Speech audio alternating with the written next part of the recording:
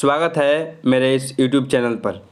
आज मैं intermediate exam 2022 की तैयारी के लिए उसका आज ही मॉडल पेपर रिलीज हुआ है, तो मैं आज हिंदी का आंसर की लेकर आपके बीच उपस्थित हूँ। और आपको पता है कि पैटर्न जस्ट पिछले साल वाला जैसा ही है। इसमें भी 100 ऑब्जेक्टिव क्वेश्चंस पूछे जाएंगे, जिसमें से केवल आपको 50 क्वेश्चन ही करने हैं। तो हम वीडियो ज़्यादा लंबा नहीं होने की वजह से चलते हैं क्वेश्चन की तरफ, और आप क्वेश्चन को ध्यान से पढ़ते जाइए। और इस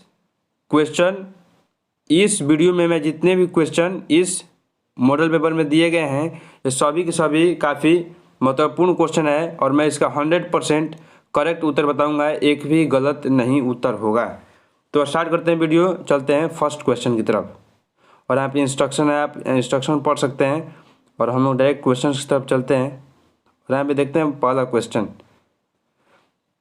क्वेश्चन है, मृत्यु के कुछ समय पहले स्मृति बहुत साफ हो जाती है, किस पठित पाठ की पंक्ति है? तो इसका राइट आंसर हो जाएगा ऑप्शन नंबर ए, उसने कहा था, जो कि लिखा है चंद्रधर शर्मा गुलेरी ने। तो मैं चारों ऑप्शन को ना पढ़ते हुए मैं केवल डायरेक्ट आंसर बता दूंगा, क्योंकि 100 क्वेश्चन है तो काफ़ी ज़्यादा टाइम लग सकता है। इसीलिए सेकंड क्वेश्चन है, भक्ति विमुख जे धर्म सो अधर्म करी गाए, किस पाठ की यह पंक्ति है? तो इसका राइट आंसर हो जाएगा ऑप्शन नंबर ए, छपाया।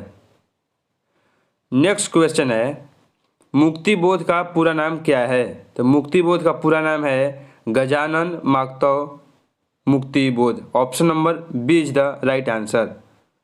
नेक्स्ट क्वेश्चन है, नामवर सिंह का जन्म स्थान कहाँ था? तो नामवर सिंह का जन्म स्थान वाराणसी उत्तर प्रदेश में हुआ था, इसीलिए इसका option number A is the right answer. अगले क्वेश्चन की तरफ चलते हैं, और अगला क्वेश्चन है, ओम प्रकाश वाल्मीकि का जन्म कब हुआ था? और इसमें 4 ऑप्शंस दिए गए हैं, तो इसका करेक्ट आंसर हो जाएगा ऑप्शन नंबर ए, 1950 ईस्वी में ओम प्रकाश वाल्मीकि का जन्म हुआ था। अगले क्वेश्चन की तरफ चलते हैं। नेक्स्ट क्वेश्चन है, मलयज का जन्म कब हुआ था? 1938, 1942, 1935 या 1940? तो इसका राइट आंसर हो जाएगा ऑप्शन नंबर डी, 1935 ईस्वी में मलयज का जन्म हुआ था। नेक्स्ट क्वेश्चन है, रघुवीर सहाय का निधन कब हुआ? तो इनका निधन हुआ था, option number A is the right answer हो जाएगा इसका, 1990 ईस्वी में रघुवीर सहाय का निधन हो गया था। अगला सवाल है, ज्ञानेंद्र पति का जन्म कब हुआ? 1940, 1942, 1948 या 1950? तो इसका राइट आंसर हो जाएगा ऑप्शन नंबर बी, इनका जन्म 1 जनवरी 1950 ईस्वी को हुआ था। अगला प्रश्न है, सुभद्रा कुमारी चौहान का निधन कब हुआ था? इनका निधन हुआ था 1948 ईस्वी में, इसीलिए option number A is the right answer. अगले क्वेश्चन की तरफ चलते हैं। नेक्स्ट क्वेश्चन है, हंसते हुए मेरा अकेलापन हिंदी साहित्य की कौन सी विधा है? तो हंसते हुए मेरा अकेलापन एक डायरी है, और जिनके रचयिता हैं मलयज। तो इनका राइट आंसर हो जाएगा ऑप्शन नंबर ए, डायरी। नेक्स्ट क्वेश्चन है, कौरवक ने किसकी महिमा का बखान है?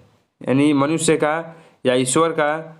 और नीचे 2 ऑप्शन दिए गए हैं, प्रेम का या दानव का। तो याद रखिएगा, कौरवक जो है मलिक मोहम्मद जैसी लिखे हैं, और इसमें प्रेम की गाथा है, इसीलिए option number C is the right answer, प्रेम। अगला प्रश्न है, इनमें से गद्य कविता कौन है? और 4 ऑप्शन दिए गए हैं, अधिनायक, प्यारे नन्हे बेटे को, हार जीत या गांव का घर। तो इसका राइट आंसर हो जाएगा ऑप्शन नंबर डी, हार जीत। तो हार जीत एक क्या है? गद्य कविता है। नेक्स्ट क्वेश्चन की तरफ बढ़ते हैं। नेक्स्ट क्वेश्चन है, उषा का जादू कब टूटता है? उषा का जादू सूर्योदय के समय टूटता है, इसीलिए option number B is the right answer. Next question है, कालीराम किस पाठ से संबंधित है? आपको पता होगा कि हेडमास्टर कालीराम था, जो कि जूठन से संबंधित था, इसीलिए इसका option number A is the right answer. Next question है सूरदास सूरदास के दीक्षा गुरु कौन है? तो सूरदास के जो दीक्षा गुरु हैं वो हैं आपके वल्लभाचार्य। इसीलिए option number A is the right answer हो जाएगा। सूरदास के दीक्षा गुरु का नाम है वल्लभाचार्य।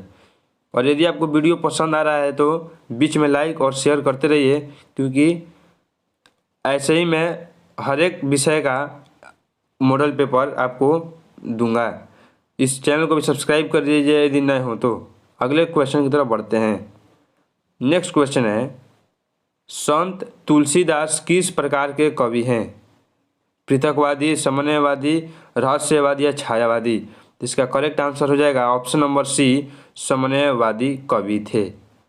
अगला प्रश्न है पठित पाठ में तिरिक्ष क्या है? तिरिक्ष एक थी विस्खोपड़, जिसको हम बोलते हैं क्या? विषैला छिपकली। इसीलिए option number A is the right answer.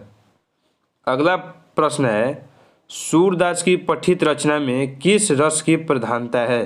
तो वह प्रधानता किसकी है? तो वह वात्सल्य रस की। इसीलिए option number B is the right answer, वात्सल्य रस। अगला प्रश्न है निम्न में से राष्ट्र कवि की उपाधि किसे मिली है? तो राष्ट्र कवि कौन सा हो जाएगा? राष्ट्र कवि रामधारी सिंह दिनकर को कहा गया है। नेक्स्ट क्वेश्चन है निम्न में से प्रेम के पीर कवि किसे कहा गया है? तो प्रेम के पीर कवि हैं Malik Mohammad Jayasi ji. Option number A is the right answer. अगला प्रश्न है कविता के नए प्रतिमान के रचयिता हैं? तो कविता के नए प्रतिमान जो हैं वह किस लेखक ने इसको लिखा है? तो इसका करेक्ट आंसर हो जाएगा option number A, Namvar Singh कविता के नए प्रतिमान के रचयिता हैं। तो option number A is the right answer. अगले प्रश्न की तरफ बढ़ते हैं। नेक्स्ट क्वेश्चन है उसने कहा था शीर्षक कहानी में किसकी प्रधानता है?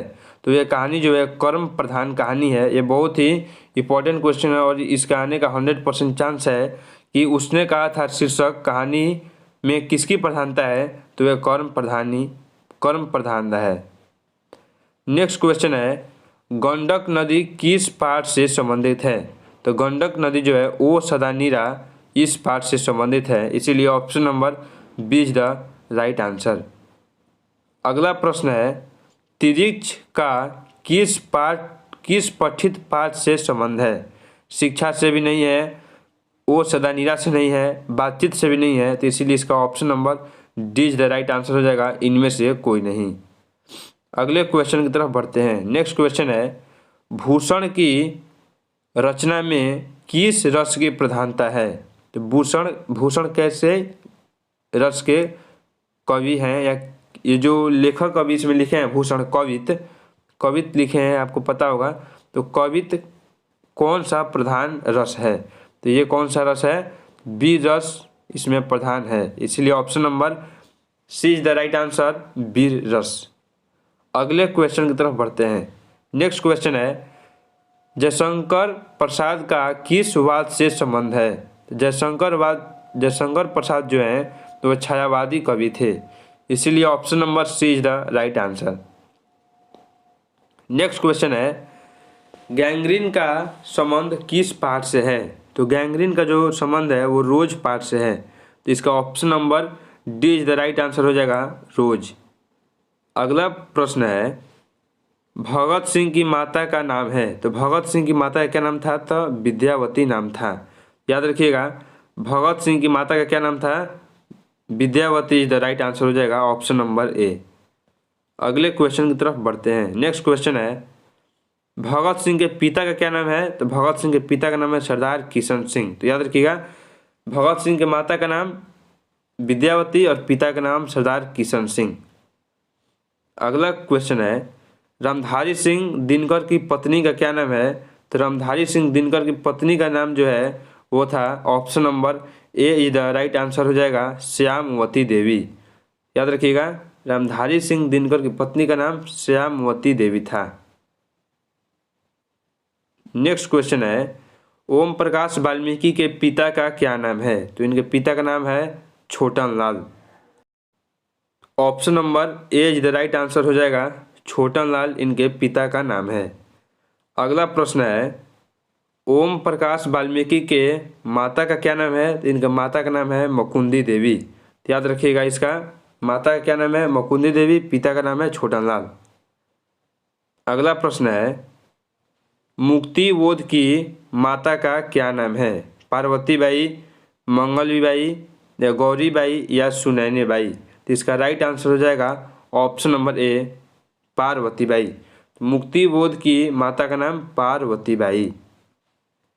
अगला प्रश्न है, चंद्रधर शर्मा गुलेरी का जन्म कहाँ हुआ था? तो चंद्रधर शर्मा गुलेरी का जन्म जयपुर में हुआ था, राजस्थान के जयपुर में।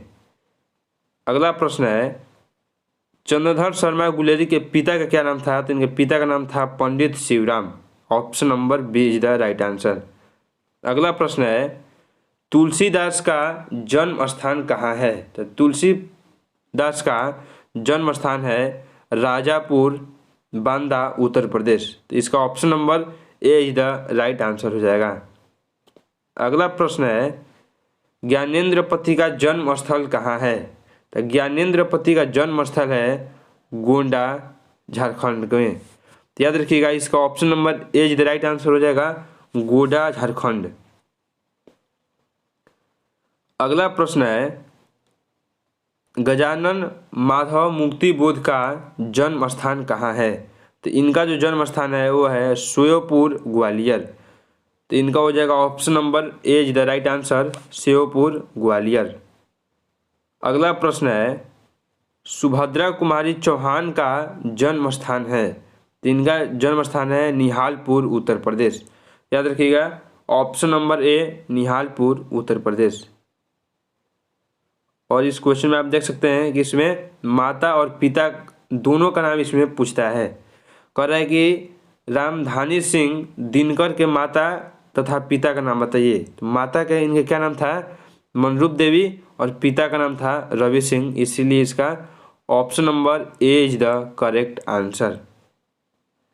नेक्स्ट क्वेश्चन क्या है? नेक्स्ट क्वेश्चन कहता है, अज्ञेय के माता और पिता का नाम क्या है?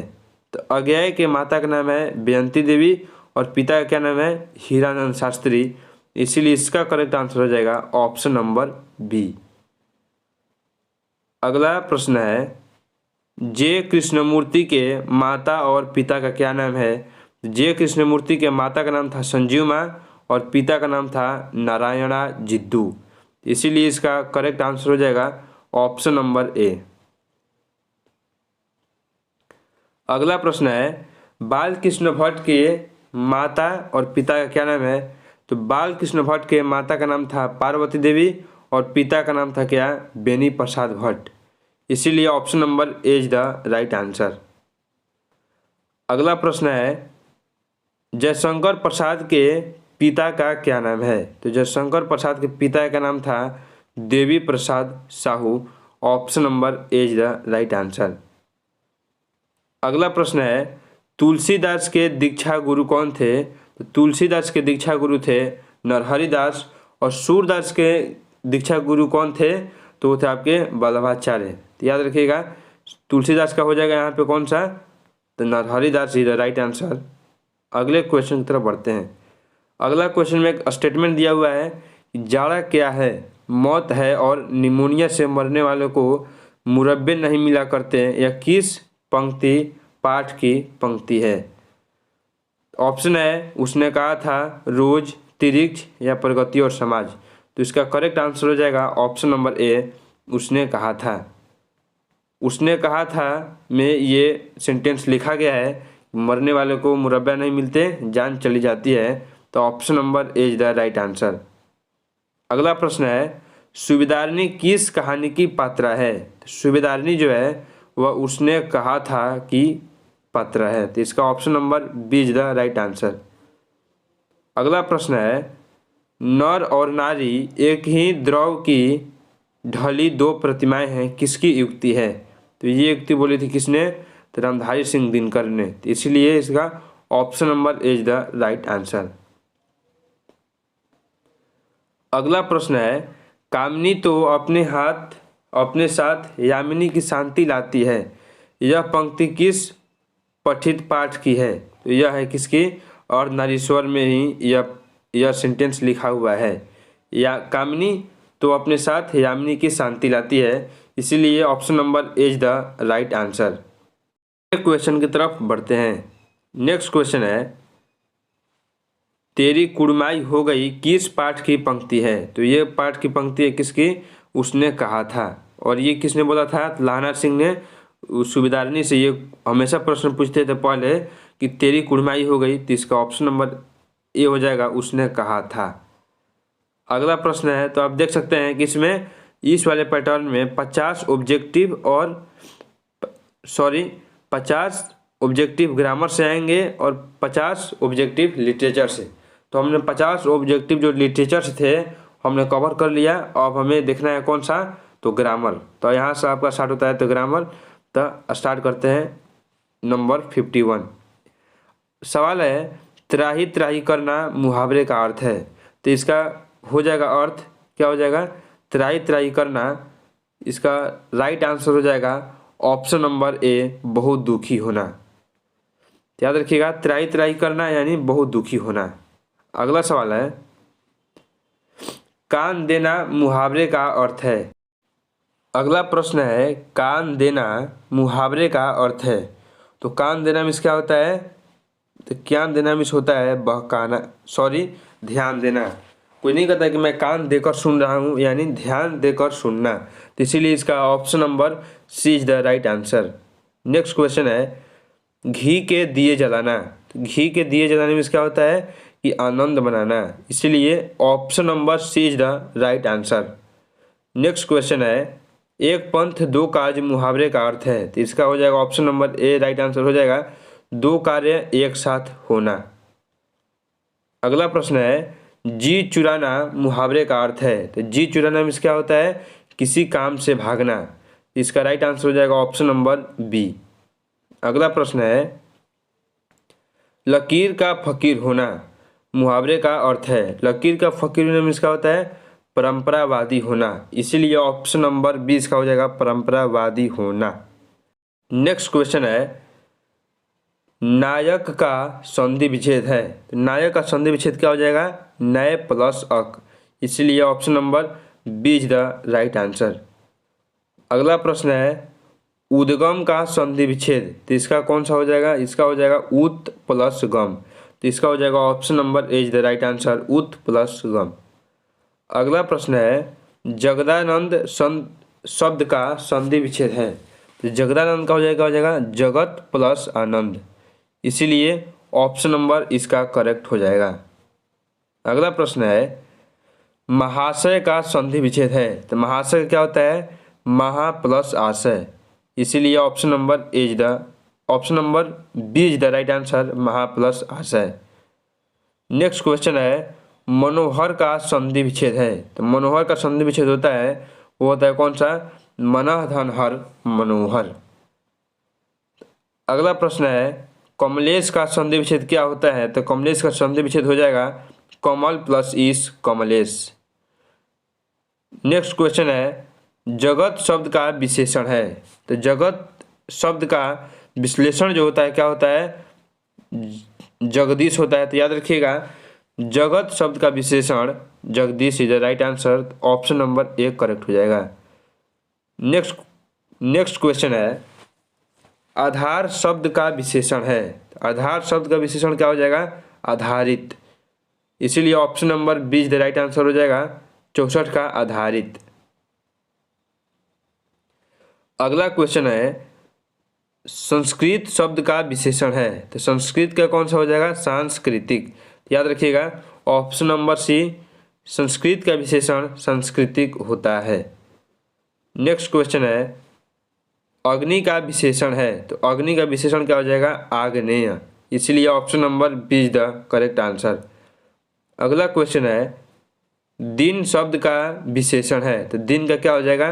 दैनिक, इसलिए option number B is the right answer. अगला प्रश्न है, फीसदी शब्द में उपसर्ग है। फीसदी में कौन सा हो जाएगा? फी इज द राइट आंसर, इसलिए ऑप्शन नंबर ए इसका करेक्ट हो जाएगा। अगला प्रश्न है, बिन देखा में उपसर्ग है। बिन देखा में उपसर्ग कौन है? बिन, ऑप्शन नंबर ए। अगला क्वेश्चन है नाचीज शब्द में उपसर्ग है। तो नाचीज शब्द में उपसर्ग कौन सा है? तो ऑप्शन नंबर बी हो जाएगा ना उपसर्ग है। याद रखिएगा नाचीज में उपसर्ग है ना। अगला प्रश्न है पढ़ने वाला में प्रत्यय है। तो पढ़ने वाला में प्रत्यय कौन सा है? तो वाला। याद रखिएगा वाला, option number B is the correct answer. खिलाड़ी में प्रत्यय है। नेक्स्ट क्वेश्चन में क्या आता है? नेक्स्ट क्वेश्चन है खिलाड़ी में प्रत्यय है। तो ऑप्शन देख लेते हैं। ऑप्शन है आड़ी, अड़ी, इड़ी या ड़। तो इसका याद रखिएगा आड़ी इसका करेक्ट आंसर हो जाएगा खिलाड़ी में। नेक्स्ट क्वेश्चन है दिखावट शब्द में प्रत्यय है। तो दिखावट में प्रत्यय कौन हो जाएगा? आवट। तो option number A is the right answer. अगला प्रश्न है निम्न शब्द में शुद्ध शब्द कौन है, यानी कौन शुद्ध में लिखा हुआ है? तो यहाँ पे देखते हैं शिक्षक। तो शिक्षक हर्षिकार होना चाहिए। वाकय, तो यहाँ पे वाक्य होना चाहिए। विद्यार्थी, ये भी गलत है। तो संसार जो है बिल्कुल राइट आंसर हो जाएगा। इसमें देखते हैं कौन सा इसमें शुद्ध शब्द है। ये होता है नीलकंठ, तो ये भी गलत है। इसमें होता है पार्क, ये भी गलत है। ये भी होता है औरत, ये भी गलत है। लेकिन ऑप्शन नंबर ए को ध्यान से देखा जाए पुरुष, वो बिल्कुल सही लिखा हुआ है। इसीलिए option number A is the right answer. अगला प्रश्न है भूतकाल के कितने भेद होते हैं? तो भूतकाल के 6 भेद होते हैं। तो option number B is the right answer. अगला प्रश्न है सभापति शब्द का स्त्रीलिंग शब्द है। सभापति का स्त्रीलिंग हो जाएगा सभाध्यक्षी। याद रखिए option number C is the right answer. अगला प्रश्न है नायक शब्द का स्त्रीलिंग रूप है। नायक का क्या हो जाएगा? नायिका। तो नायिका कौन सा हो जाएगा? हर्षिकार वाला। तो इसलिए option number C is the right answer हो जाएगा नायिका। अगला प्रश्न है अधिनायक शब्द में उपसर्ग है। तो अधिनायक में कौन सा उपसर्ग हो जाएगा? अधि। नेक्स्ट क्वेश्चन है अधिकार में कौन सा उपसर्ग है? तो अधि, बिल्कुल वही वाला हो जाएगा। अगला प्रश्न है लिखाई शब्द में प्रत्यय है। तो लिखाई में कौन सा हो जाएगा? लिखाई शब्द में प्रत्यय हो जाएगा तो आई। Option number B is the right answer. अगला क्वेश्चन है दौड़ने वाला में प्रत्यय है। तो इसमें हो जाएगा प्रत्यय वाला। Option number C is the right answer वाला। अगला प्रश्न है मर्ता में कौन सा प्रत्यय है? तो मर्ता में हो जाएगा ता। ऑप्शन नंबर ए। खिलौना में कौन सा प्रत्यय है? खिलौना क्या होता है? खेल प्लस औना। इसलिए इसका करेक्ट आंसर हो जाएगा ऑप्शन नंबर सी, खेल प्लस औना। इसलिए option number C is the right answer. अगला सवाल है कि फ का उच्चारण स्थान है। तो फ का उच्चारण स्थान क्या होता है? तो ओष्ठ। याद रखिएगा ऑप्शन नंबर सी क्या होता है? ओष्ठ। यानी प, फ, ब, भ, म। यानी पवर्ग याद रखिएगा क्या? पवर्ग जो होता है प वर्ग पूरा क्या होता है? ओष्ठ होता है। प, फ, ब, भ, म पूरा का पूरा ओष्ठ होगा। याद रखिएगा ऑप्शन नंबर सी इसका हो जाएगा ओष्ठ। अगला प्रश्न है म का उच्चारण स्थान है। तो मैंने अभी बताया कि म जो है वह किस वर्ग में आता है? तो पवर्ग में। प, फ, ब, भ, म। जब म आता है तो म भी क्या हो जाएगा? ओष्ठ। इसलिए ऑप्शन नंबर ए इसका करेक्ट आंसर हो जाएगा। नेक्स्ट क्वेश्चन है थ वर्ण का उच्चारण स्थान है। तो इसका करेक्ट आंसर हो जाएगा ऑप्शन नंबर बी। थ का क्या हो जाएगा? दंत। याद रखिएगा तवर्ग क्या होता है? त वर्ग का जो होता है उच्चारण स्थान दंत होता है। त, थ, द, ध, न। जैसे इसी आधारित पे फिर एक सवाल आ गया ध वर्ण का उच्चारण स्थान है। तो मैंने आपको अभी बताया कि त वर्ग का उच्चारण स्थान क्या होता है? दंत होता है। इसीलिए इसका भी करेक्ट आंसर क्या हो जाएगा? दंत। अगला प्रश्न है ग का उच्चारण स्थान है। क, ख, ग यानी ये क्या है? क वर्ग है। क वर्ग का क्या होता है उच्चारण स्थान? क वर्ग का होता है कंठ। याद रखिएगा क वर्ग का क्या होता है? कंठ। यहाँ पे हमारा आ गया क्या? ग। तो ग क्या होता है? कंठ। इसीलिए option number D is the right answer. अगला प्रश्न है कि भ का उच्चारण स्थान है। तो मैंने आपको बताया था कि प वर्ग का उच्चारण स्थान क्या होता है? ओष्ठ होता है। इसीलिए इसका भी करेक्ट आंसर हो जाएगा ओष्ठ, क्योंकि प वर्ग में ही भ भी आता है। अगले सवाल की तरफ चलते हैं। अगला क्वेश्चन है कि त वर्ग का उच्चारण स्थान है। मैंने आपको पीछे बताया था कि त वर्ग का उच्चारण स्थान क्या होता है, ओष्ठ होता है, इसीलिए इसका करेक्ट आंसर हो जाएगा, सॉरी दोस्तों सॉरी, मैंने आपको बताया था कि त वर्ग का क्या होता है, दंत, इसीलिए इसका करेक्ट आंसर हो जाएगा क्या, दंत। त वर्ग का दंत होता है। अगला क्वेश्चन है ढ, ढ वर्ण का उच्चारण स्थान है। तो ढ का उच्चारण स्थान क्या होता है, तो वो होता है मूर्धा। याद रखिएगा, ढ का क्या होता है, मूर्धा। अगला प्रश्न है ख वर्ग का उच्चारण स्थान है। तो मैंने आपको बताया था कि क वर्ग का होता है कंठ, इसीलिए क वर्ग में ही ख भी आता है, इसीलिए इसका भी हो जाएगा कंठ, ऑप्शन नंबर ए। अगला सवाल है छ वर्ग का उच्चारण स्थान है। तो छ वर्ग का उच्चारण स्थान क्या होता है, इसका होता है तालु, इसके इसीलिए option number B is the right answer हो जाएगा, तालु। तो याद रखिएगा च वर्ग का क्या होता है, तालु। अगला प्रश्न है यमुना शब्द कौन संज्ञा है। यमुना क्या है, एक नदी का नाम है, इसलिए एक व्यक्तिवाचक संज्ञा है। अगला प्रश्न है मंत्री कौन सा संज्ञा है। तो मंत्री कौन सा एक संज्ञा है, तो मंत्री एक क्या है, एक जातिवाचक संज्ञा है मंत्री। अगला प्रश्न है मिठास शब्द कौन सा संज्ञा है। मिठास को हम केवल महसूस कर सकते हैं, उसे हम देख नहीं सकते, इसलिए क्या है, यह एक भाववाचक संज्ञा है, ऑप्शन नंबर बी। गुच्छा कौन सा संज्ञा है। तो गुच्छा कौन संज्ञा है, समूहवाचक। तो गुच्छा एक समूहवाचक संज्ञा होता है, तो इसे याद रखिएगा, ऑप्शन नंबर ए हो जाएगा, समूहवाचक।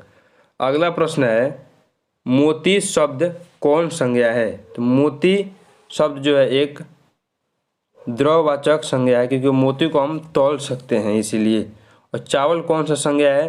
तो चावल भी एक क्या है, चावल भी एक द्रववाचक संज्ञा ही है। तो याद रखिएगा, तो हमने आज 100 ऑब्जेक्टिव क्वेश्चन पूरा सॉल्व कर लिया है, और मॉडल पेपर आज ही आया था, तो और मैंने आप लोगों के लिए इतना मेहनत किया है, तो एक लाइक और सब्सक्राइब जरूर बनता है, और अपने दोस्तों में भी शेयर कर दीजिए। और मैं सभी विषयों का मॉडल पेपर डालने वाला हूँ, class 10th and class 12th दोनों क्लास का सभी विषय का मॉडल पेपर इसी चैनल पर उपलब्ध हो जाएगा। और इसका जो PDF है मैं इसको डाल दूंगा, क्योंकि आप जो खंड ब है, खंड ब इसको भी आप अपने से कर सकते हैं, खंड ब, और ये क्वेश्चन आंसर इसमें काफ़ी है। तो यदि आपको वीडियो पसंद आया हो तो लाइक सब्सक्राइब शेयर जरूर करें। मिलते हैं अगली वीडियो में, तब तक के लिए बाय बाय।